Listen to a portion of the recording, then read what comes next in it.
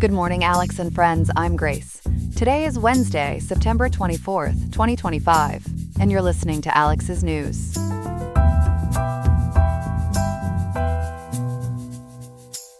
The high in Riverside on September 24th, 2025 is 89.6 degrees with a low of 69.0, so expect a warm day with mild evenings perfect for outdoor plans. Coming up, we'll unpack the reasons behind President Trump's decision to cancel a key meeting on Democratic funding initiatives, examine the latest tensions in international trade talks, and cover breakthroughs in renewable energy tech. Plus, other stories from around the world, including local impacts on housing markets. All this and more on Alex's News. Stay with us.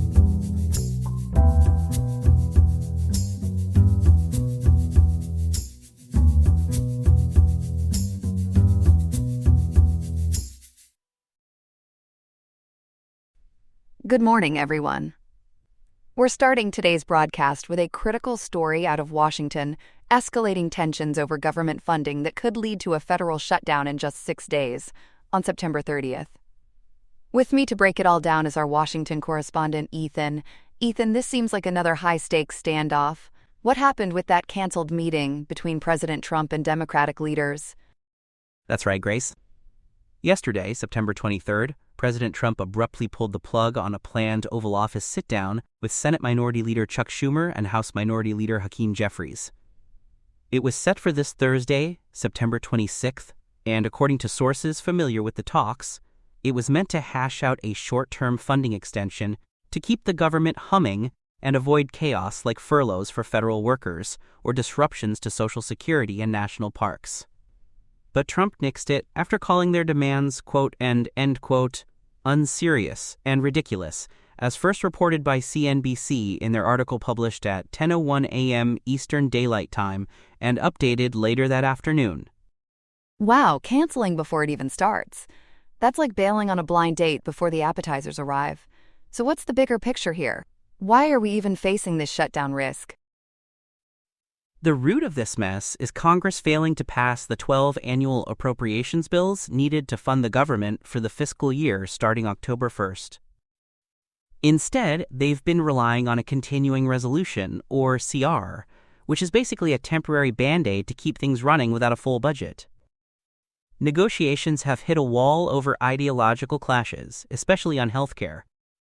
As NBC News detailed in their report from 10:39 a.m. Eastern Daylight Time yesterday, the Republican-controlled House, under Speaker Mike Johnson of Louisiana, passed a partisan CR on September 19th that would extend funding through November 21st. Republicans call it a clean bill, adding just a bit for lawmakers, security after recent threats. But it skips Democrats' priorities entirely. The Senate, with its 57-43 Republican majority, shot down both that House version and a Democratic alternative the same day, since they need 60 votes to move most bills forward. A continuing resolution sounds simple enough, but clearly it's not bridging the gap. What exactly are the Democrats demanding in their counterproposal? Democrats are digging in on protecting healthcare access, what they term a Republican healthcare crisis. In a letter to Trump dated September 20th, cited widely by the Washington Post and The Guardian, Schumer and Jeffries pushed for averting the shutdown while adding an extension of enhanced premium tax credits under the Affordable Care Act, often called Obamacare. These subsidies, beefed up in the 2021 American Rescue Plan and extended through this year by the Inflation Reduction Act, remove income caps that used to stop at 400% of the federal poverty level and limit premiums to 8.5% of household income. Without renewal, the Congressional Budget Office projects premiums jumping an average of 79% in 2026, with state spikes from 49% to 195%, leaving 4.8 million more Americans uninsured, according to estimates from the Kaiser Family Foundation, as covered by CBS News and PolitiFact. Those numbers are staggering. And there's more to their asks, right?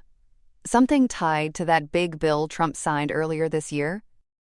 Absolutely. Their plan also seeks to reverse deep Medicaid cuts from the One Big Beautiful Bill Act, or OBBBA, which Trump signed on July 4, 2025. That sweeping law mixed tax reforms, tougher immigration enforcement, and spending slashes, cutting federal Medicaid funding by $911 billion to over $1.2 trillion over the next decade, per Congressional Budget Office analyses referenced by the Committee for a Responsible Federal Budget and KFF Health News. It adds work requirements for adults 19 to 64 in expansion states, cuts provider taxes, requires 6-month eligibility checks, and tightens rules that Democrats say hit low-income families and rural providers hardest. Hospitals are already scaling back or closing, with projections of 10 to 17 million more uninsured by 2034, as noted in reports from Fierce Healthcare and the American Hospital Association, echoed in AP News and Los Angeles Times coverage. The total price tag for undoing all that must be enormous. How does it play into this funding fight? Nonpartisan estimates put the full Democratic package at $1.26 trillion to $1.37 trillion over 10 years, about $350 billion for a permanent ACA subsidy extension per the Congressional Budget Office, and $911 billion to $1.02 trillion to fix the OBBBA Medicaid hits, according to the Congressional Budget Office and Committee for a Responsible Federal Budget. Just a one-year ACA extension would run about $33.5 billion annually, as analyzed by the Brookings Institution and Yahoo News. Their CR would only go through October 31st, weaving in these healthcare fixes plus boosts for public broadcasting and bans on pocket rescissions of foreign aid, stuff Trump has slammed as extras. Trump's response on Truth Social sounds fiery. What did he say, and how accurate is it? In a long post yesterday, Trump painted the Democrats' requests as a ploy for over $1 trillion in new spending, throwing in claims of free health care for illegal aliens, which he called a monumental cost, plus funding for transgender surgery for minors, dead people on Medicaid, open borders, and men in women's sports. But factcheck.org, PolitiFact, and outlets like The Washington Post, CBS News, and Al Jazeera have debunked those as false or overblown. Current law bars undocumented immigrants from ACA marketplace coverage or tax credits, which go only to citizens and lawfully present folks like green card holders or asylum seekers, confirmed by the Kaiser Family Foundation, National Immigration Law Center, and Congress.gov. The OBBBA did tighten rules for some non-citizens, saving about $200 billion over a decade, but Democrats push targets citizens and legal residents. Trump's trillion figure nods to the 10-year healthcare score, not the short-term CR costs, which are much lower. Harsh words all around. How are Democrats reacting to the cancellation? Swift and sharp. Hakeem Jeffries tweeted on X, as reported by NBC News and Fox News, quote, and end quote, Trump always chickens out, end quote, blaming extremists for dodging the healthcare crisis. Chuck Schumer, in a statement quoted by PBS NewsHour's September 23 News Wrap segment with Jeff Bennett, accused Trump of running away from the table before arriving and throwing a tantrum instead of negotiating, saying, quote, and end quote, Donald Trump has shown he is not up to the job, end quote. Senator Chris Murphy of Connecticut called the Post delusional, saying Trump acts like a king, per City News and KLCC reports. In their letter, they expressed bafflement at Trump risking a shutdown when subsidies shield folks from premium hikes. And what about the Republicans behind the scenes? Any influence there? NBC News, citing two sources from a September 22 phone call, says House Speaker Johnson and Senate Majority Leader John Thune of South Dakota urged Trump to ditch the meeting, calling Democratic demands preset and unproductive, possibly aiding immigrant health care.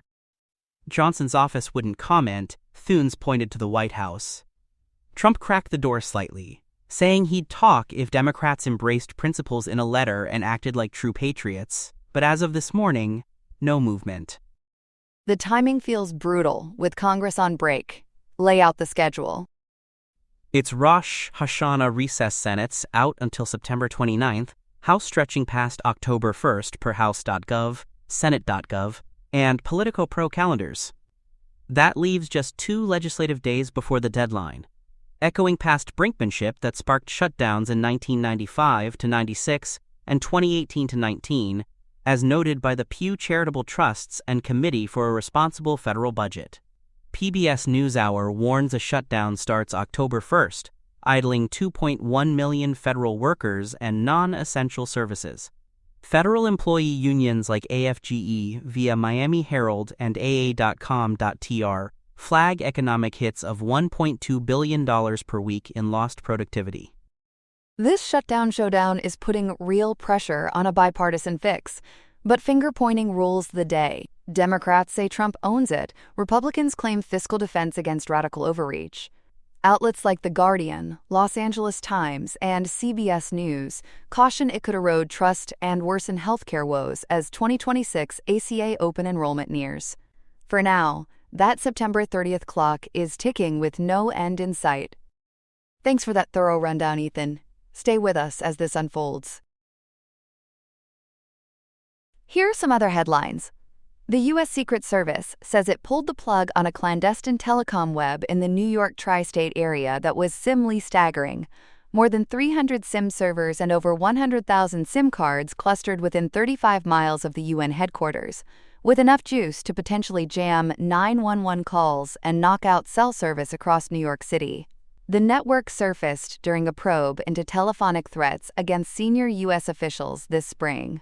Officials say the system enabled communications between foreign actors and individuals known to federal law enforcement. No arrests yet, but investigators with the Secret Service's new Advanced Threat Interdiction Unit are sifting a mountain of data to map the full footprint. With world leaders in town for the UN General Assembly, agents warned the threat could have been catastrophic, turning a city that never sleeps into one that can't get a signal. A red alert from Public Health. The CDC reports infections from a particularly worrisome strain of carbapenem-resistant Enterobacterales. Those NDM-producing, nightmare bacteria surged more than 460% between 2019 and 2023. These germs dodge nearly all antibiotics, turning routine urinary, lung, or bloodstream infections into lethal gambles.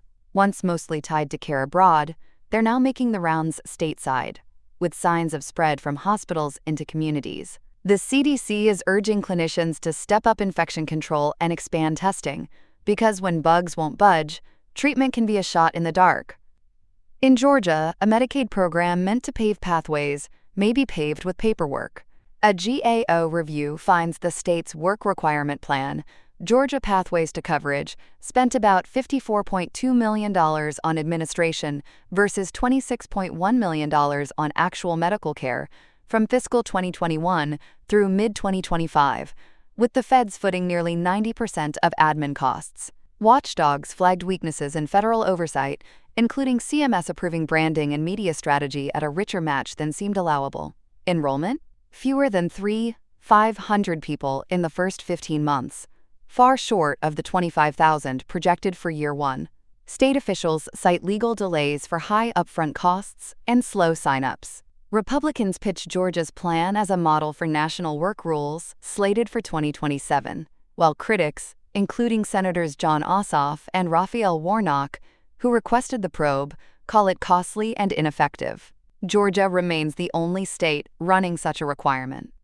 Across the Pacific, Super Typhoon Ragasa roared ashore at Yangjing in China's Guangdong province, after cutting a deadly swath through Taiwan, the Philippines, and Hong Kong. Nearly 1.9 million people were evacuated in Guangdong as schools, factories, and transit went dark in at least 10 cities.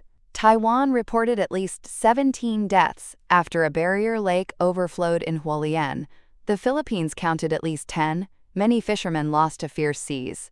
Hong Kong hoisted its highest signal number 10 for the first time since 2018, as hurricane-force winds drove storm surge into hotel lobbies, toppled trees, and shuttered businesses. Proof that when the climate turns up the spin cycle, the costs come in waves. In North Carolina, Irena's law cleared the legislature, shifting the state's justice compass. The bill curtails cashless bail for many violent crimes, narrows judicial discretion on release, mandates mental health evaluations for certain defendants, and includes provisions to restart executions. It passed the House 82-30 and now sits on Governor Josh Stein's desk for review. The law was spurred by the fatal stabbing of Ukrainian refugee Irina Zarutska on a Charlotte light rail. Supporters, including House Speaker Destin Hall and Representative Tricia Cotham, point to the suspect's prior unsecured bond. Critics warn bail reform is being derailed. Justice, they say, should be measured, not just meted out. That's all we have for now. Today's episode was made by Alexandra King, with Claude Sonnet 4.0, Gemini Pro 2.5, Gemini Flash 2.5, and Google Cloud Text-to-Speech. I hope you have a great day. I'll see you tomorrow, Alex.